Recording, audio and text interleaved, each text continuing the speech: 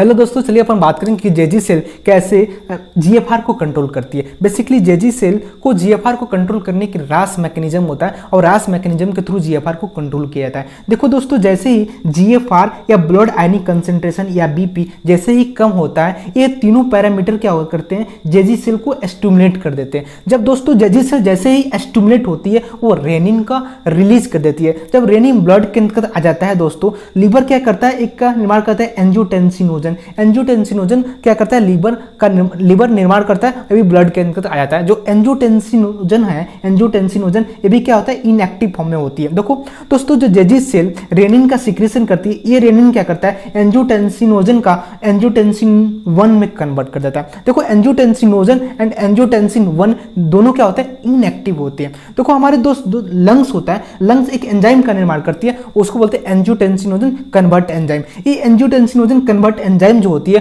वो क्या करती है, एंजियोटेंसिन 1 को एंजियोटेंसिन 2 में बदल देता है। और एंजियोटेंसिन 2 ये एक एक्टिव फॉर्म में होती है। देखो दोस्तों, यदि मैं बात करूं एंजियोटेंसिन 2 के बारे में, तो एंजियोटेंसिन 2 है एक पावरफुल बेसो कंस्ट्रिक्टर होती है। देखो दोस्त, कोई भी मॉलिक्यूल यदि पावरफुल बेसो कंस्ट्रिक्टर है, वो क्या करता है कि बेसल्स की डायमीटर को डिक्रीज कर देता है। जब दोस्त बेसल की डायमीटर यदि डिक्रीज हो जाती है, वो क्या होता है, बीपी वैसे ही बढ़ जाएगी। ओके, आगे हम बात करेंगे कि ये एंजियोटेंसिन 2 जो होता है दोस्त, ये क्या करता है कि पीसीटी से सोडियम आयन एंड वाटर का अब्जॉर्प्शन करा देता है। जब दोस्त सोडियम आयन एंड वाटर का अब्जॉर्प्शन होगा, तो ब्लड वॉल्यूम बढ़ जाती है। अब ब्लड वॉल्यूम जैसे ही बढ़ जाती है, जिसके कारण क्या होता है, बीपी बढ़ जाता है। अगर हम बात करूं किडनी के अंदर ग्लैंड पाई जाती है, एड्रिनल ग्लैंड। एड्रिनल ग्लैंड के दो पार्ट होते हैं, कॉर्टेक्स एंड मेडुला। ये क्या होता है, एंजियोटेंसिन 2 जो होता है एड्रिनल ग्लैंड के कॉर्टेक्स पे काम करता है, वहां से रिलीज करता है एल्डोस्टेरोन को, एंड ये एल्डोस्टेरोन क्या करता है, डीसीटी पे काम करता है, जिसके कारण